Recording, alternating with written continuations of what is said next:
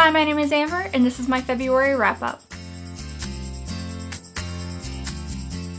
The first book that I read this month was Wires and Nerve Volume 2 by Marissa Meyer. This is a spin-off continuation of the Lunar Chronicles, but it is following the main character Aiko. I loved this just as much as I did the first volume and just as much as I did the entire rest of the series. I love the Lunar Chronicles and I love these characters, and this book, like every other, has had moments where you're grinning from ear to ear and moments where you're slightly tearing up because you're just heartbroken, and I love this series so much, and I really hope that Marissa Meyer does more in this world because I don't want to let these characters go yet, but I did end up giving this 5 stars. The next book I picked up was The Wedding Date by Jasmine Gullery. I received an e-arc of this through NetGalley, and I just flew through this book. Our main character gets asked to be a fake date to a wedding. Basically, I think you can see where this goes. They start to form a little bit of a relationship and get along really well, but he lives across the country. Cute and romantic, but it also deals with very serious issues. I just thought this was really cute and sweet, and it had these heartbreaking moments. I really enjoyed this so much more than I thought I was going to. I went into this expecting just kind of a fluffy light read and got so much more out of it, but I ended up giving this 5 stars. The next book I picked up this month was The Cruel Prince by Holly Black. This book has been everywhere. Everybody talks about how fantastic and amazing and just wonderful it is, and it has been hyped up and raved about constantly. I have read some of Holly Black's other work. I did enjoy The Darkest Part of the Forest some, and so I was really looking forward to getting into another fae book by her. Plus the fact that I had heard that you could see characters from The Darkest Part of the Forest in it, which you did, and I thought that was great. This book is filled with just violence and destruction, and it starts off from the beginning with deaths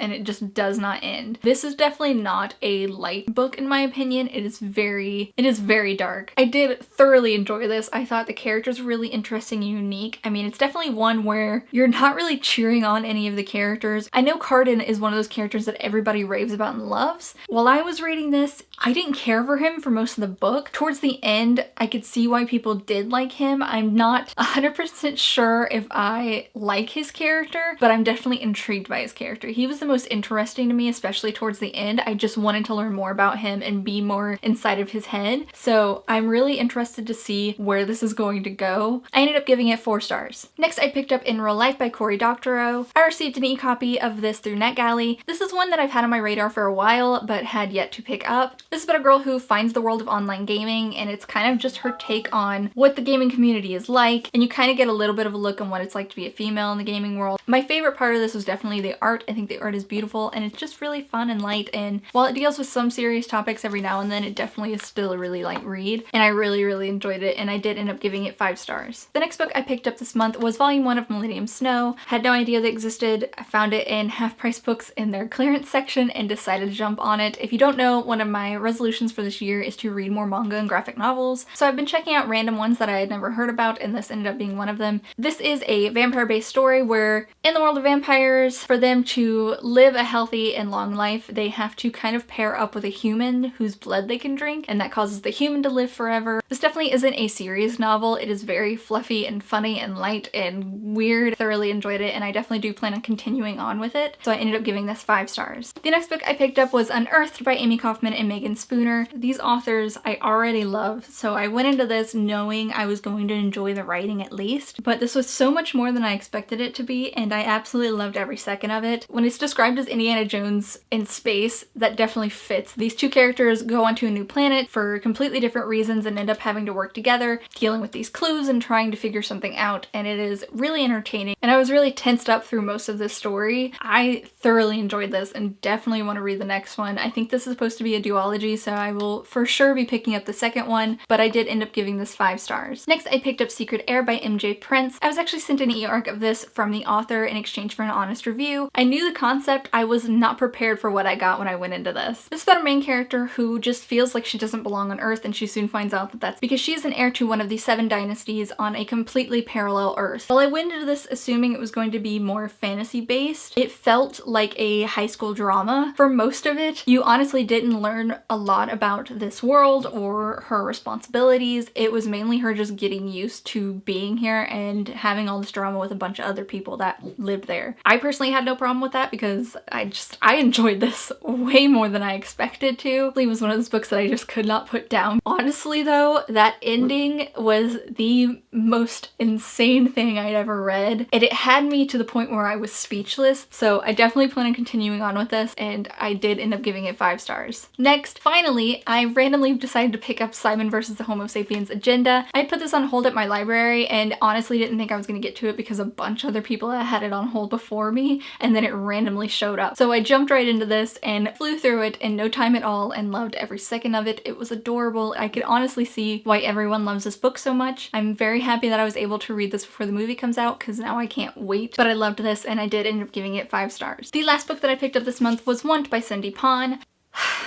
This is a world where pollution has taken over to the point where people can't breathe the air without eventually dying. The rich are able to wear these suits that help regulate air while the poor have to suffer. Our main character is trying to find a way to take down this big company that's making the suits. It seemed really intriguing and I did like some of the characters, but overall I was just kind of disappointed. I didn't really care to read any more into the story. I didn't feel the relationship between all of the characters, whether it was friendship or romantic, and I just didn't end up liking it. I really wanted to. I went into this really thinking I was going to enjoy it, but I just was disappointed and kind of bored throughout most of it. I really wanted to just skim through and get to the end, and I hate when I have to do that with books, so I ended up giving this 2 stars. So those are all the books that I read in the month of February. Let me know what you read down below. I hope you enjoyed this video, and I'll see you guys next time.